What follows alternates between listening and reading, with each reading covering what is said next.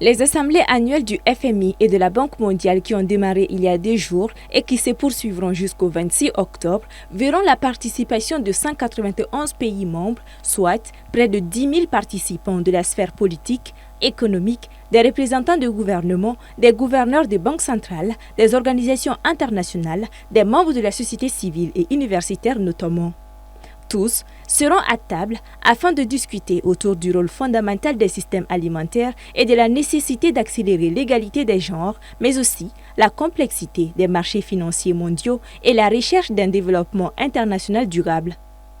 Ces assises permettront également aux participants d'évoquer lors des différents ateliers plusieurs thèmes se rapportant à la révolution de la crypto-monnaie, les moyens de paiement transfrontalier sécurisés, les prestations de santé ainsi que l'importance de l'industrie alimentaire pour stimuler la croissance et créer de nouveaux postes d'emploi. Dans le rapport du Fonds monétaire international ce mercredi, l'institution a alerté sur un risque de large dérapage budgétaire de la France sans effort de consolidation.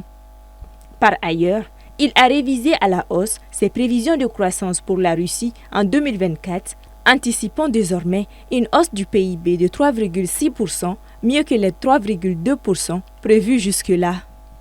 D'autres points seront évoqués courant ces quelques jours de travaux, en l'occurrence l'économie japonaise, les défis climatiques et l'impératif d'instaurer une infrastructure solide pour faire face au changement climatique.